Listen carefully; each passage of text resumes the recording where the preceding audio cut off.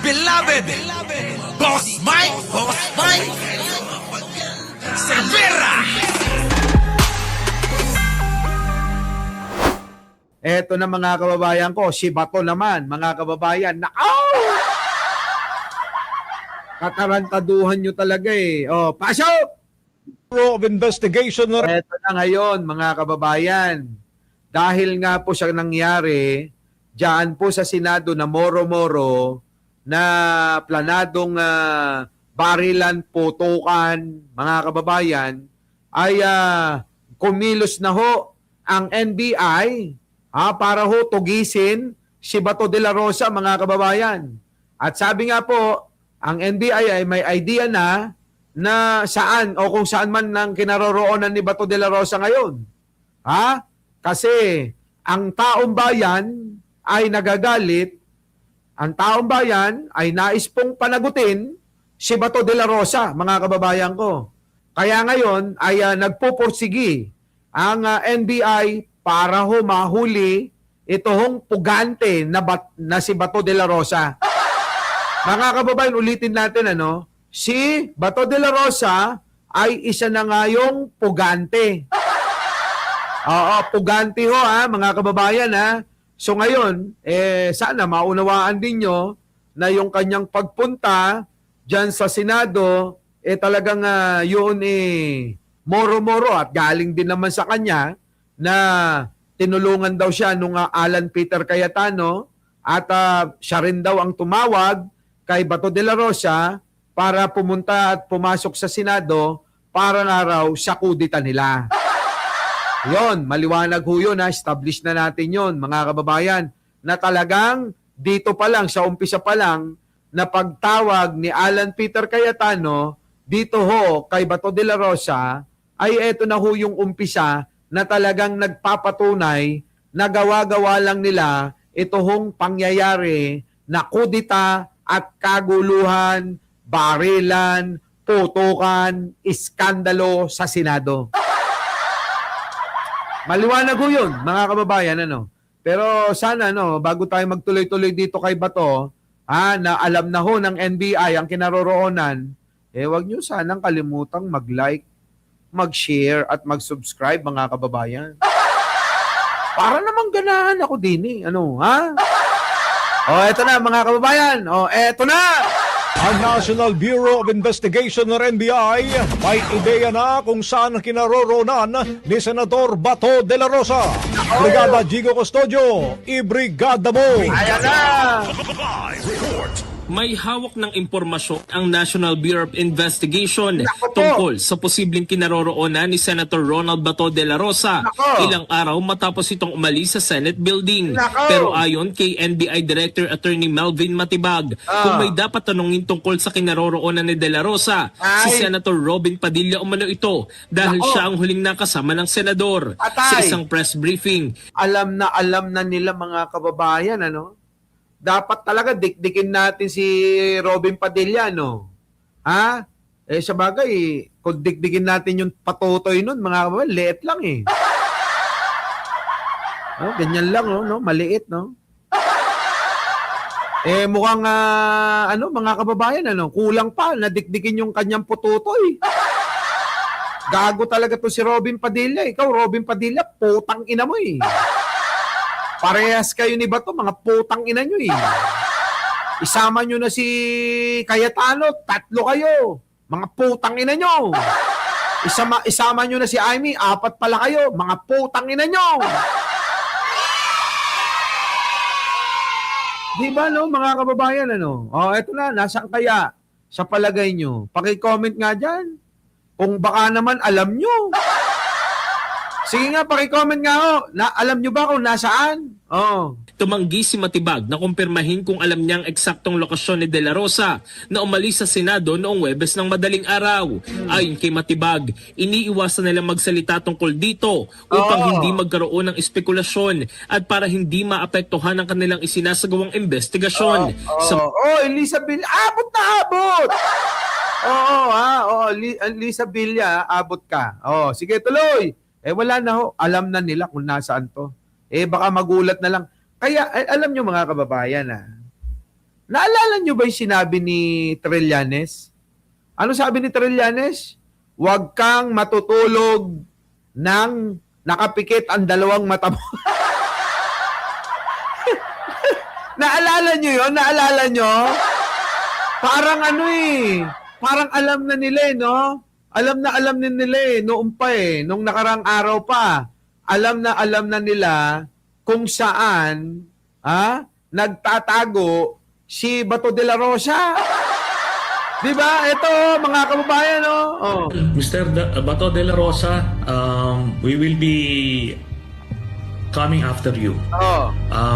Huwag kang matutulog ng dalawang mata kasi maaring nandiyan na sa tabi mo Ayan. ang hahabol sa'yo. Oh, yan, no? A few moments later. Diba?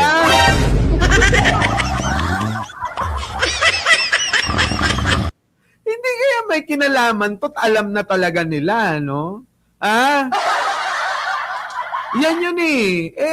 Hindi ba konektado ito sa sinasabi ho ng NBI na alam na nila, tukoy na nila ang kinaroroonan netong si...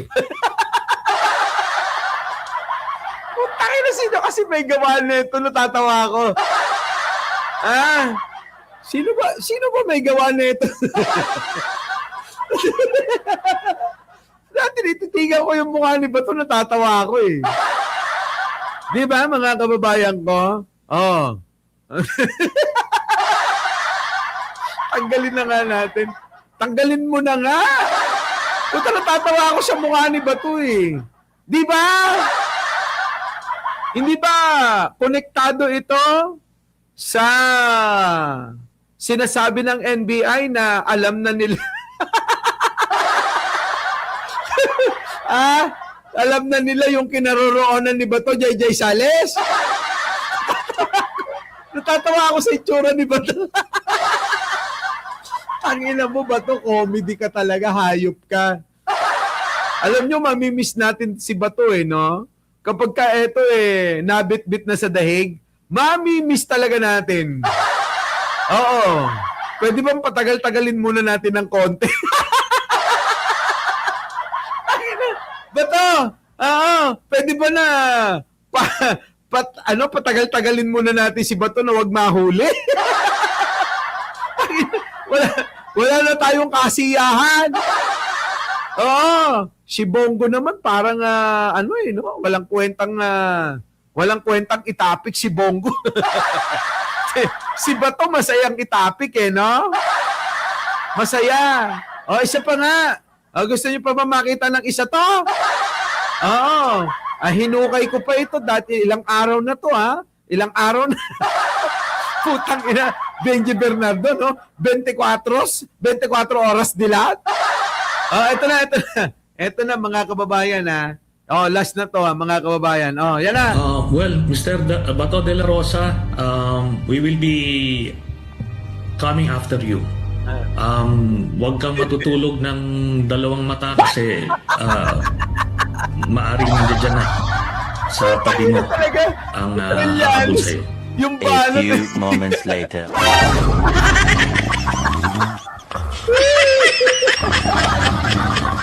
Hayop ka. Bato, hayop ka talaga. Tuwang-tuwa talaga ako rito. Ang galing din ng nakaisip. Bato, ano yan, pagka natutulog ka ganyan, hoy, yung mga DDSO, yung idol nyo, ganyan pala matulog. Yung itsura ni Bato, no? Pagka natutulog, ganyan. Grabe. Tanggalin na natin yun, nakakainis. Dito na tayo sa, kinaroroonan daw ni Bato. Pasok! Kinaroroonan ni De La Rosa, si Senator Robin Padilla umano ito dahil siya ang huling nakasama ng senador. Sa isang press briefing, tumanggi si Matibag na kumpirmahin kung alam niyang eksaktong lokasyon ni De La Rosa na umalis sa Senado noong Huwebes ng madaling araw. So, eto mga kababayan, baka nga, Hernandez Pagadora, JC Amira, sa lahat ng mga bagong dating, Teresita Tan, Slapchick, Jason Permin. Mga kababayan, baka alam na talaga nila na anytime pwede na nilang kaldagin Di ba ano? Ha? Oh, di ba? Ano, Bear, ano? JC Peñarobia. Baka naman Joshua Estrada, alam na nila, anumang oras, JCUB, ano? Pwede na nilang kaldagin yan. Di ba? O malamang na pwede na nilang kaldagin yan eh. Baka ganun eh. Kapag ka ikukonekta nyo yung sinabi ni Trillanes matindi ho yung sinabi na, darating kami, Bato. Sa palagay nyo, nakakatulog pa si Bato ng maayos, mga kababayan ko? Malamang yan, ang tulog niyan, mga kababayan, idlip na lang. No? Sa palagay nyo.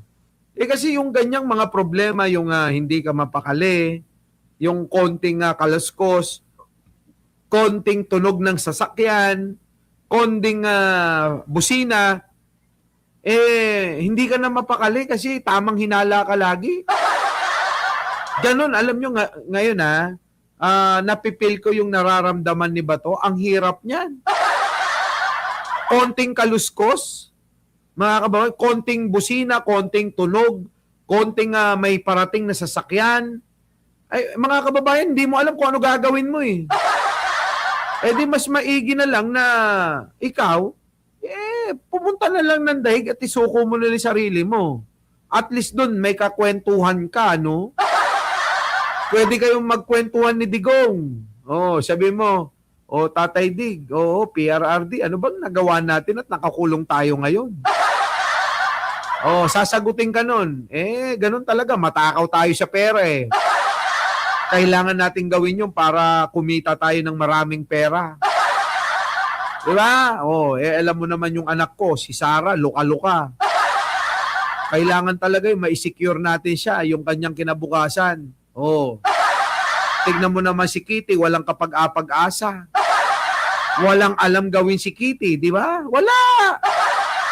Ano bang alam naman ni Kitty, mga kababayan, kung hindi, tingnan nyo naman, di ba? Puro harot-harot lang. Si Pulong, safe na yon. Bakit? Marami na ring nanakaw yun. Yung bading, yung bading, si Baste, baka nauubos yung pera niya, ng mga lalaki. Mukhang sa ibang bansa dumadali. Eto na, pakinggan ho natin. Ayon kay Matibag, iniiwasan nila magsalita tungkol dito upang hindi magkaroon ng espekulasyon at para hindi maapektuhan ang kanilang isinasagawang investigasyon. Samantala, ipinaliwanag din ni Matibag kung bakit hinabol ng mga tauhan ng NBI si De La Rosa. Aniya, napilitan lamang silang habulin ang senador dahil tumano ang unang tumakbo. Siyempre, kung tumakbo, di hahabulin talaga. Tumakbo di ba? Di hahabulin. Nais lang daw ng NBI agents na ipaalam kay De La Rosa na may inilabas na arrest warrant laban sa kanyang International Criminal Court. Sinagot din ni Matibag ang naging pahayag ni Senate President Alan Peter Cayetano na hindi natibag ang Senado. Gate niya, hindi ang NBI ang titibag sa Senado, kundi ang mga nasa loob nito. Kita nyo, sakit nun mga kababayan Sabi ni Melvin Matibag, hindi ang NBI ang titibag sa Senado. Ang titibag sa Senado ay yung mga nasa loob ng Senado mismo.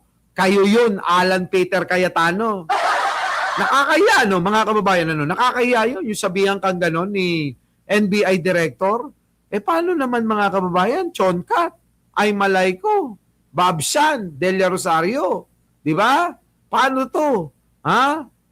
Mga kababayan bistado na ho yung ginawa nila Yung ginawa nila na pambababoy na guluhin, walang yain, ang Senado, bistado na tapos naghahanap sila ngayon ng mapagdidiskitahan para ipahid yung kanilang dumi na ginawa dyan sa Senado. Kaya nga tignan nyo si Sara Duterte, ang sinisisi ay si Pangulong Bongbong, kundi ba naman putang inang yun?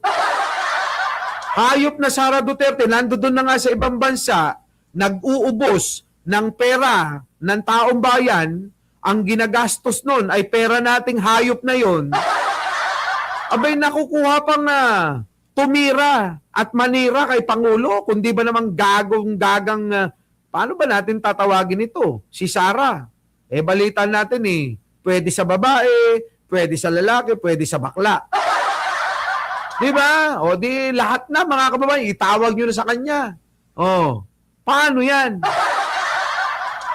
Yan nakakahiya. 13 Judas talaga. Mga kababayan, ang pangit ng numero nyo. Hindi nyo naman lang ginawang 12 o 14 na lang, Buti pa yung yung 11, swerte yun. Di ba mga kababayan? Swerte ang 11-11. Kaya nga sa mga sale ng Shopee, ng Lazada, mga kababayan ko, ay gamit-gamit ho yung 11-11 kasi swerte. Nakuha nyo? Yung 13-13, walang gumagamit niyan. Si Judas lang. Uy, sabi ni Aichang, mga kababayan, oo, wala pa hong nagla-like sa inyo, kukonti pa lang, baka naman, huwag niyong kalimutan, Edgardo Blanca Flor. Opo, sa lahat ng mga bagong dating. Mag-like naman kayo. Tuloy. Dagdag pa niya, hindi ito tungkol kay Cayetano o kaya sa kanya, kundi usapin ng rule of law. Aniya may arrest warrant na inilabas ang ICC na kinikilala ng Pilipinas. Hindi raw porket senador ay hindi na pwedeng malagot sa batas. Yan ang problema kasi. Marites Musni, Norman Marquez, feeling entitled tong mga putang inang senador na to Alam niyo yun? Dahil mga senador sila, feeling entitled. Na dapat untouchable kami dahil mga senador kami. Mga putang ina nyo! Tao pa mo Diba? Napakagago. Pagod ako ngayon, putang. Diba? Feeling entitled na mga puta para ba nga hindi sila pwedeng arrestuin. Hindi po pwedeng idemanda dahil may mga immunity, mga putang ina. Ngayon, ayan na may warrant of arrest galing sa ICC. Anong gusto nyo? Sugurin pa yung Senado ng Interpol? Sugurin pa ng International Police? Yang Senado natin, di ba mas nakakahiya yun? Kayo, mga kababayan, sipin nyo. Ikaw, Lunita, Gertrude. Gertrude. Ito mga kababayan Elizabeth Balbin, makinig kayo. Hindi ba nakakahiya kung ang International Police pa yung pumunta sa Senado para dakpin si Bato de la Rosa? Hindi ba nakakahiya yun, mga kababayan ko? Yung mga International Police, wala kaming pakialam sa rule of law nyo. Wala kaming pakialam dyan dahil ang batas na ipapatupad namin ay batas ng International Court, hindi ng batas nyo. Di ba, mga kababayan? Siyempre, ano ba magagawa natin dyan, mga kababayan? Hindi, ngangangal lang tayo, ganyan. Wala, mga kababayan, nakakahiya. Lalo na itong si Bading, Una nang sinabi ni Cayetano na walang kopya ng arrest warrant mula sa ICC na ipinakita sa kanilang NBI. Kita nyo, napakasinungaling. Paano pa natin paniniwalaan ito? Sabi na nga ni Trillanes na ibinigay na nga sa kanyang chief of staff, ipinakita na ang warrant of arrest. At kinumpirma na rin ng International Criminal Court na talagang legit yung warrant of arrest. Putang inan to! Napakasinungaling, sobra. Kaya mahirap pagkatiwalaan to Napakasinungaling. Mga kababayan? Sobra sinungaling. Mabibwisit ka talaga, matutuyo talaga yung dugo mo sa mga hayop na to. Ang sisinungaling nila. Our beloved Boss Mike Cervera.